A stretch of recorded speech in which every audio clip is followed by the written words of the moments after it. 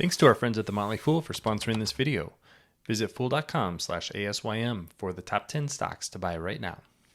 The market has not liked what Verizon and AT&T have delivered over the last couple of years. Their stock continue to fall, and one reason for that is rising interest rates, which makes their dividends a little less attractive. But with dividend yields exceeding 7% now, I think it's worth considering, are these long-term buys in the kind of companies that are really overlooked and undervalued by the market? And I think the answer might be yes. So that's what I want to dig into today. My name is Travis Hoyam. Thanks for watching Asymmetric Investing. Please subscribe here on YouTube for all my content. And if you like this video, check out my newsletter, Asymmetric Investing, in the show notes. I want to start by showing some data about revenue trends and cash flow for both Verizon and AT&T. This is the revenues, operating cash flow is the middle section, and then total free cash flow is the bottom. So you can see that this business is pretty stable. AT&T has actually sold off some assets over time, so that's why their revenue is a little bit jumpy and is actually declined. But overall, the telecom business continues to grow slowly but surely. And when I say slowly, it's typically been very slow. Verizon, you can see the cash from operations for both has been pretty solid, over $35 billion. So a lot of money coming in the door. The challenge is you have to spend a lot of money on capital improvements, buying spectrum, things like that. That's the reason that there has been a big drop in free cash flow over the last few years. So you can see this trough for both of these companies. This was really about building out the 5G network. What we've seen in the last quarter is really an uptick in free cash flow. This is a trailing 12-month number. So you're not seeing that quite in Verizon's numbers yet, but on a quarterly basis, there was an increase in free cash flow last quarter.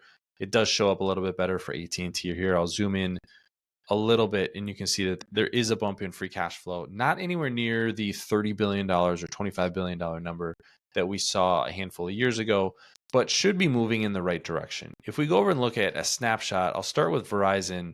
Verizon is now trading for a price to earnings multiple of 6.7. And like I said, those earnings should be going up a little bit and that cash flow should be going up as they spend less to build out the 5G network and start to add more products like fixed wireless, which is basically broadband wireless that runs over 5G. So I think a very, very low multiple, and especially with a dividend yield of 7.8%. Now, the challenge for this company is that total debt is $182 billion. That is a massive amount of debt. And as interest rates go up, you're going to start to see that cost of capital go up as well. So the interest payments will go up if they don't reduce that debt at a really rapid rate. So absolutely something to keep an eye on and is a risk factor. But with that increased cash flow, management has been paying down debt at least a little bit over time. I'll move over to AT&T and you can see a 7.8% dividend yield. The next 12-month price to earnings multiple is 5.8. But again, you're seeing similar trends from a market cap and debt standpoint, $169 billion worth of debt and a market cap of about $100 billion. So the market is really seeing a lot of risk with this stock, and that's why shares are trading at the discount that they are right now. The question is whether or not both of these companies can increase their cash flow and even revenue over time as these 5G networks grow. And I think the answer will be yes, and for a couple of reasons. One is both have done a really good job adding services. So fixed wireless is one that I've mentioned, but you now have wireless connecting vehicles and watches and all kinds of other devices. So there is incremental revenue that they can add, even if it's relatively low on a per connection basis. It is actually very high margin. Once those assets are built and out in the field, they're very low cost to run on an ongoing basis. We're also seeing less cost from discounting from the competition related to attracting customers. So oftentimes what these companies would do, they would discount their smartphones to try to get you to sign up for a long-term contract. They would lose money up front on that smartphone sale, but then make up for it on the back end with the services. They're starting to do a lot less of that discounting, and especially as the upgrade cycle gets longer and longer, people are not necessarily upgrading their smartphones every 2 years anymore. Now we're going to more like 3 years or 4 years. So that has really helped with the losses on the upfront side for both of them. But I think the biggest driver is going to be that the investment cycle is really coming to an end. Buying spectrum, building out the 5G network, that's something that both companies spent tens of billions of dollars on over the last couple of years, but that's now slowing down. We're going to start to see that cash flow start to come in.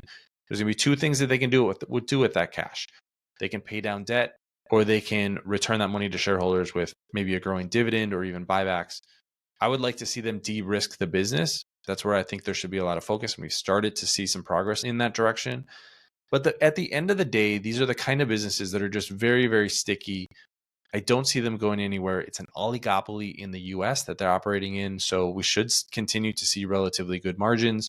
And when you're getting a company for a price to earnings multiple in the mid single digits and a dividend yield that exceeds 7%, I just still think that's too good to pass up, even if there's some downside from falling cash flows, or maybe they cut their dividend in the future to lower the debt load. I still think these are two really attractive stocks because of their dominant position and the tens of billions of dollars that they have put into the ground building out their 5G networks. But what do you think? Leave your comments in the comment section below. Don't forget to subscribe to Asymmetric Investing. Thanks for watching, everybody. See you here next time.